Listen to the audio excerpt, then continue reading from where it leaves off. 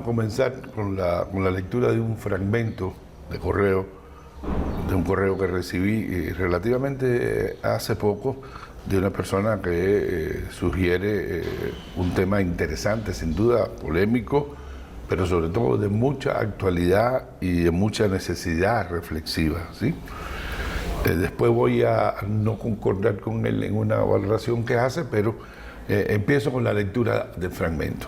Dice así: me preocupa mucho la persistencia de prejuicios raciales en nuestra población. Tropiezo con ellos constantemente. Me preocupan los efectos negativos de esta persistencia de prejuicios. Y me pregunto, ¿por qué, a pesar de todo lo hecho en nuestro país, ellos, los prejuicios, persisten? ¿Será que forman parte del ADN humano? He leído sobre unos experimentos hechos en los Estados Unidos que demuestran que desde muy temprana edad los niños tienen preferencias racistas. Hasta un premio Nobel que afirma la supremacía genética blanca. Y esto es muy preocupante. Siempre he pensado que los prejuicios raciales son inducidos, educados. Pero me entra la duda. ¿Por qué persisten?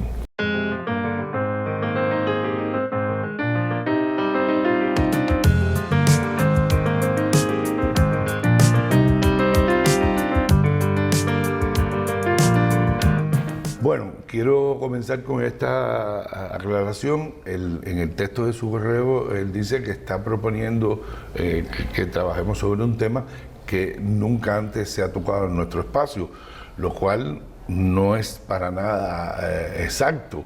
Ya nosotros, por el contrario, el tema de los prejuicios en general ha sido una constante en el tratamiento temático de los asuntos que traemos aquí a Vale la Pena, con el modelo con el que nosotros trabajamos. Trabajamos desde el problema, desde la situación, y construimos una mirada reflexiva, una mirada enriquecedora desde el problema. Pero fíjense el detalle, el segundo programa que hicimos de Vale la Pena, el segundo, hace unos cuantos años, era sobre los prejuicios raciales. En otro momento distinto también denunciamos prácticas racistas asociadas a conceder empleo o no a ciertas personas. Me recuerdo que era el caso de una mujer negra, madre soltera, que había solicitado empleo en un paladar, ¿verdad? Y se lo habían negado sabiendo ella que sí había empleo. Es decir, no es un tema del que hemos sido ajenos o no hemos tenido una mirada reflexiva, cuestionadora, incluso denunciante. Pero bueno, vamos a concentrarnos en lo que nos dice él, que hay mucha tela también por donde cortar, y él tiene una frase casi al final que dice: siempre he pensado que los prejuicios raciales son inducidos, educados, ¿no? Mal educados, pero me entra la duda. Punto de partida, no hay nada que dudar, no hay nada que dudar. Los prejuicios en sentido general y los prejuicios raciales son inducidos, educados, de alguna manera sostenidos, transmitidos de una generación a otra, transmitidos en los diferentes espacios de vida, transmitidos en la familia, transmitidos en el barrio, en los ámbitos laborales. Es decir, justamente, ahí encontramos una de las fuentes de su persistencia, ¿ya? Y estamos hablando en el sentido en que nos corresponde, sobre todo en estos encuentros nuestros, porque habría un sostenimiento de los prejuicios estructural, con el cual, como él dice, hemos estado batallando y se ha avanzado muchísimo para que estructuralmente los prejuicios no tengan cabida. Pero hay otro que tiene que ver con cómo ellos se instalan en nuestros sistemas de creencias, en nuestros sistemas de percepciones, en nuestras visiones del mundo, y llegan a legitimarse porque sí, porque nosotros creemos que es así, porque así nos lo enseñaron, así lo aprendimos, así lo pusimos en práctica desde los primeros años de vida, y obviamente entonces lamentablemente, injustamente, yo diría intolerablemente persisten. Bien, y quiero también hacer una aclaración importante porque la investigación, no sé si es esta la que refiere, pero la investigación de Kenneth Clark y su esposa, dos investigadores psicólogos afroamericanos, sobre el tema de las conductas raciales en los niños, no llegó en ningún momento a la conclusión de que el racismo es inmanente en los niños y que desde muy temprana edad les nace tener actitudes, digamos, racistas, actitudes de diferenciación por cuestión del color de la piel. Para nada.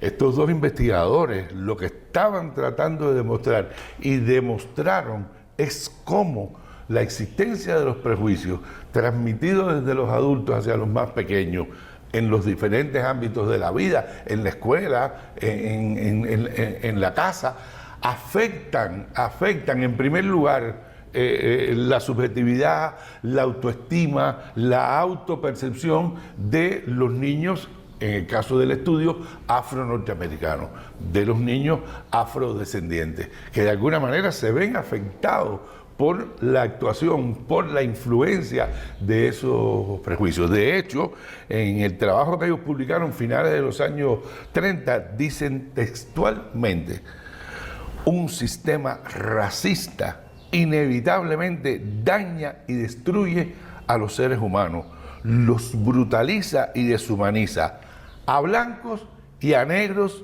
por igual.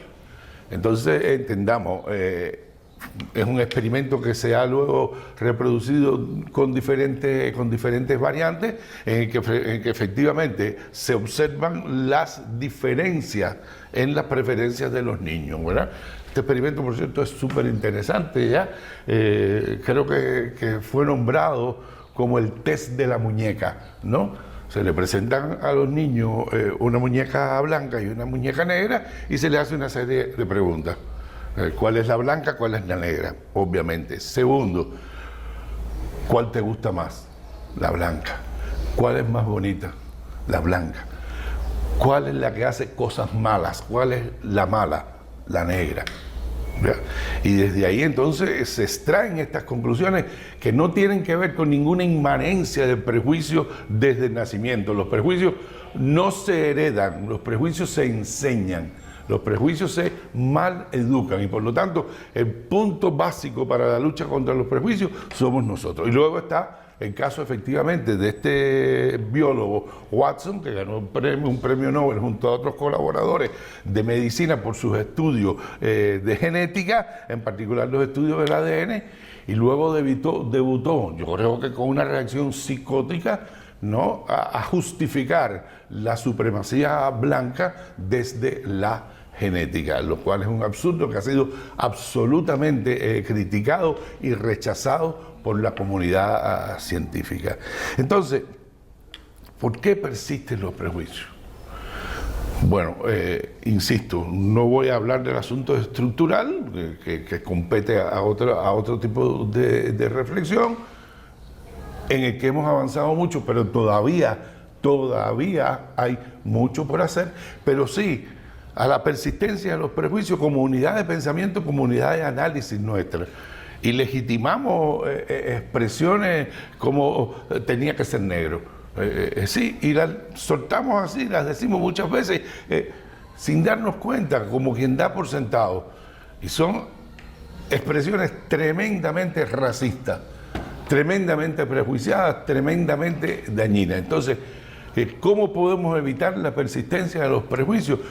Luchando en primer lugar contra nuestros propios prejuicios, reconociendo los prejuicios nuestros, reconociendo esos momentos en los que efectivamente no actuamos desde la racionalidad, no pensamos desde la realidad, no pensamos desde la igualdad de los seres humanos, sino que dejamos salir esos prejuicios. Y esa mirada autocrítica y esa mirada crítica hacia nosotros mismos y obviamente hacia las personas que nos rodean será un punto de partida muy importante para que esa persistencia de los prejuicios desaparezca.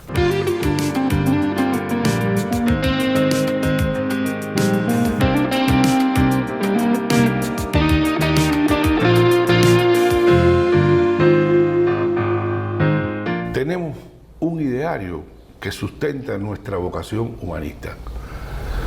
Decía Martí, hombre es más que blanco, más que mulato, más que negro. Entonces, es un deber ético, es un deber social, es un deber cultural, es un deber de justicia elemental, es un deber de desarrollo del alma cubana, luchar contra los prejuicios en general, luchar contra los prejuicios raciales.